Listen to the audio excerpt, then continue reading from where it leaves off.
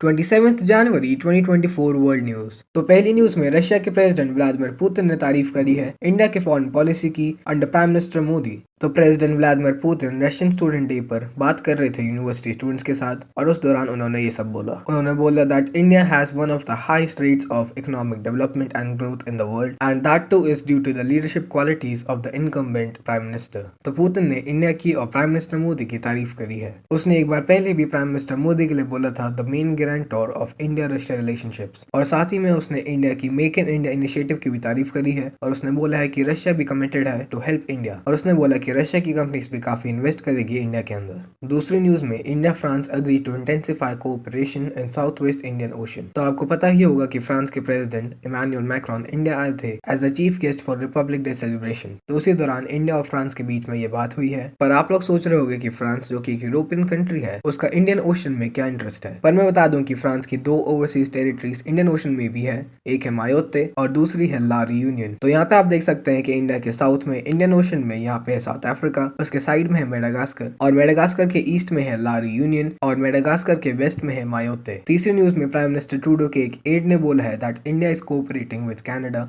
Amid tensions over Nijjar's killing. ये बोला है ट्रूडो की national security adviser Jody Thomas ने, और उसका कहना है कि जब से यूएस ने भी इंडिया के खिलाफ बोला है, उसके खिलाफ एलिगेशन लगाए हैं, तब से इंडिया ज्यादा सॉफ्ट हो गया है और वो कोऑपरेट कर रहा है कनाडा के साथ। पर ये सब सिर्फ कनाडा की बातें हैं, इंडिया ने अभी तक इसके बारे में कुछ भी नहीं बोला है। आखिरी न्यूज में International Court of Justice refuses to dismiss genocide case against Israel. तो मैंने आप लोगों को बताया ही था कि इंटरनेशनल कोर्ट ऑफ जस्टिस में साउथ अफ्रीका ने एक केस फाइल करा है अगेंस्ट इजराइल, और उसने बोला है कि इजराइल गाजा में जेनोसाइड कंडक्ट कर रहा है। तो इसी के रिगार्डिंग इजराइल ने इंटरनेशनल कोर्ट ऑफ जस्टिस को बोला था कि ये केस उनके ज्यूरिसडिक्शन में नहीं आता है, तो इसलिए इसको डिसमिस कर देना चाहिए। पर आईसीजे ने बोला कि ये उसके ज्यूरिसडिक्शन में आएगा, और उसने बोला कि वो इस केस को अंडर आर्टिकल 9 कंसिडर करेंगे ऑफ जेनोसाइड कन्वेंशन। और साथ ही में इंटरनेशनल कोर्ट ऑफ जस्टिस ने अपना ऑर्डर भी सुना दिया, और उसने इजराइल के खिलाफ ऑर्डर दिया है, और उसने इजराइल को बोला है to take steps to try to reduce further deaths and damage in the Gaza Strip. पर उसने सीज फायर अनाउंस नहीं करवाया है, और अगर वो करवा भी देता तो फर्क नहीं पड़ता, क्योंकि इंटरनेशनल कोर्ट ऑफ जस्टिस के रूलिंग्स को, उसके ऑर्डर को मानो या ना मानो, फर्क नहीं पड़ता। इस वीडियो में इतना ही। Follow for more.